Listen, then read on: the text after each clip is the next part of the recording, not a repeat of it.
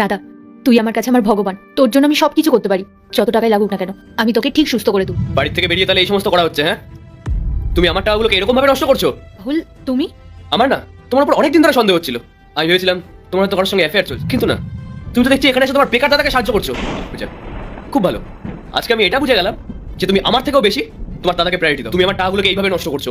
আচ্ছা, তুমি কি আমার টাকাগুলোকে নষ্ট করবে বলে আমাকে বিয়ে করেছিলে? রাহুল, তোমার মাথা ঠিক আছে? তখন থেকে কি বলে যাচ্ছ? আর আমার দাদাকে নিয়ে এইসব কথা বলতে তোমার একটু লজ্জা করছে না? আর এই দাদা একদিন আমাদের 4 হাত এক করিয়েছিল, কত ধুমধাম করে আমাদের বিয়ে দিয়েছিল, আর তুমি সেই দাদাকে এখন সহ্য করতে পারছো না কেন? রাহুল, কেন তুমি আমার দাদাকে সহ্য করতে পারো? এই দেখো পূজা, আমি না তোমার সঙ্গে কোনো ফালতু তর্ক করতে চাই না। আর তোমার দাদার যখন এতই প্রবলেম, তাহলে সেটা একবার আমাকে বলতে পারতে, আমার অবদান দাদাকে সাহায্য করে দিতাম। আর তুমি কি করছো? তুমি তোমার হাজবেন্ডকে না জানিয়ে সেই টাকাগুলোকে এইভাবে নষ্ট করছো। এই কারণেই না আমি তোমাকে এই বাড়িতে আসতে দিতাম না। যেরকম দাদা তার সেরকম বউ। আমি কষ্ট করে টাকা ইনকাম করবো আর তুমি আমার টাকাগুলোকে এইভাবে ওড়াবে? পূজা, যে মানুষটা ফ্রিতেই এতগুলো টাকা পেয়ে যায় না, সে কোনোদিনও টাকার মূল্য বুঝবে না। সে কোনোদিনও চাইবে না যে তার ফ্যামিলি একটা ভালো লাইফস্টাইল লিড করুক।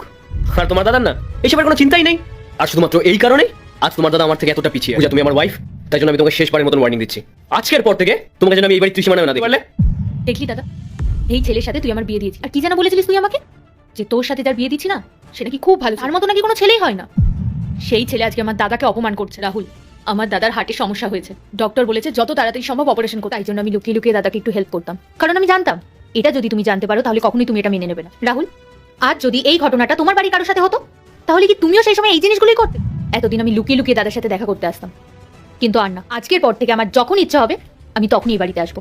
তোমার যদি খুব সমস্যা হয় তুমি আমাকে ডিভোর্স দিয়ে দিতে, আমার তাতে কোনো প্রবলেম নেই। পূজা, এটা তুই কিভাবে কথা বলছিস রাহুলের সাথে? আমি তোকে এই শিক্ষা দিয়েছি, রাহুল যখন চায় না যে তুই এই বাড়িতে আসিস, তাহলে তুই এই বাড়িতে আর আসিস না। রাহুল তোর স্বামী, আর একটা মেয়ের বিয়ের পর তার স্বামী তার কাছে সবকিছু। রাহুল তোকে যা বলবে তুই তাই কর, আমি আমারটা দেখে নেবো, তুই যা এখান থেকে। রাহুল, টাকা আর পারলে আমাকে ক্ষমা করে দিও। রাহুল, তোমার এখনো একটু লজ্জা করছে না?